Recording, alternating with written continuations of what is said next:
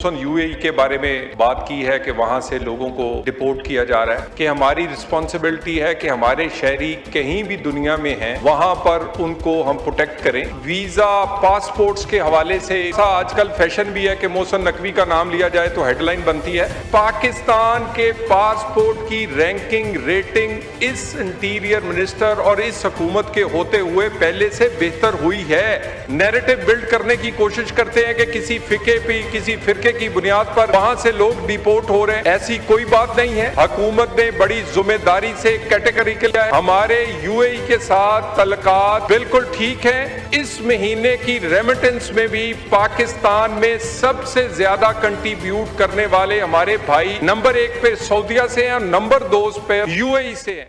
जनाब स्पीकर बहुत शुक्रिया। अभी फाजल रुकन ने एक तो यूएई और बाकी कुछ खुसूसन यूएई के बारे में बात की है कि वहाँ से लोगों को डिपोर्ट किया जा रहा है। जनाब स्पीकर, सबसे पहली बात जो ये बार बार कहते हैं कि ये हुकूमत की रिस्पॉन्सिबिलिटी है, इसमें कोई शक नहीं है कि हमारी रिस्पॉन्सिबिलिटी है कि हमारे शहरी कहीं भी दुनिया में हैं वहाँ पर उनको हम प्रोटेक्ट करें। इस और वीज़ा पासपोर्ट्स के हवाले से अभी फाजल रुकन ने वजीर दाखिला का नाम लेकर भी वो क्रिकेट भी गिनवाई है, बाकी सब कुछ भी गिनवाया है। एक तो कुछ थोड़ा सा आजकल फैशन भी है कि मोहसिन नकवी का नाम लिया जाए तो हेडलाइन बनती है।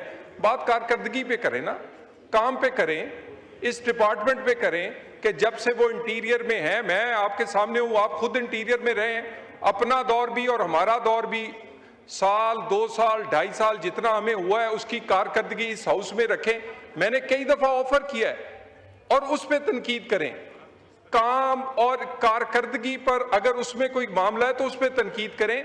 जो मामला है वीजों का, पाकिस्तान के पासपोर्ट की रैंकिंग रेटिंग इस इंटीरियर मिनिस्टर और इस हुकूमत के होते हुए पहले से बेहतर हुई है।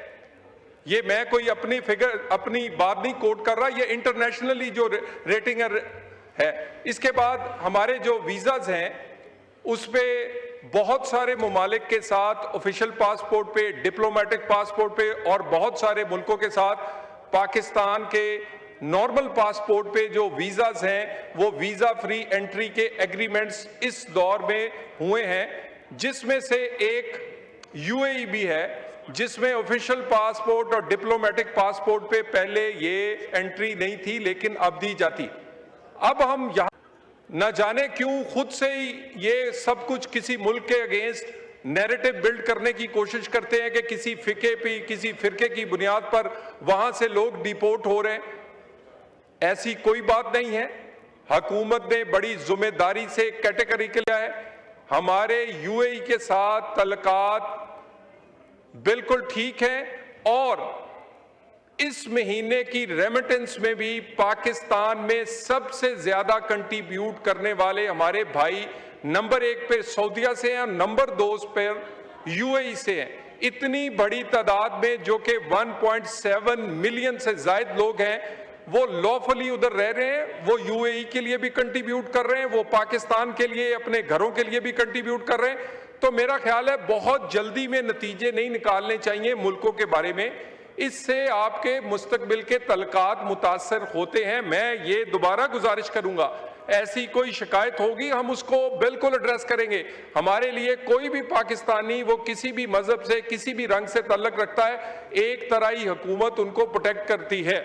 बाकी दहशतगर्दी पर किसी वक्त तकरीरें तो बहुत करते हैं, लेकिन मेरा ख्याल है कि किसी दिन कारकर्दगी भी हमें सामने रखनी चाहिए। दहशतगर्दी की जंग वफाक और सूबे मिलकर लड़ रहे हैं। नेशनल एक्शन प्लान, उसकी इम्प्लीमेंटेशन जिस पे सब मुतफिक हैं, किसी दिन मैं कहूँगा तो फिर असद कैसर साहब भी कह देते हैं कि बहुत मैं तल्ख बोलता हूँ, मेरे अल्फाज हो सकता है कोई टोन या इस तरह की कोई बात हो, मैं हमेशा बड़े पार्लिमानी अल्फाज में बात करता हूँ। आप नेशनल एक्शन प्लान जो आपने मंजूर किया था किसी दिन रखें इस ऐवान में, इस पे बहस करें किस सूबे ने किस अदारे ने क्या कंट्रीब्यूट किया है, क्यों दहशतगर्दी बढ़ी है, क्यों कम नहीं हो रही, क्यों हुई है, अगर किसी सूबों में, तो उन सूबों ने इस पर अमल क्या किया है और किन्होंने नहीं किया तो क्यों नहीं किया।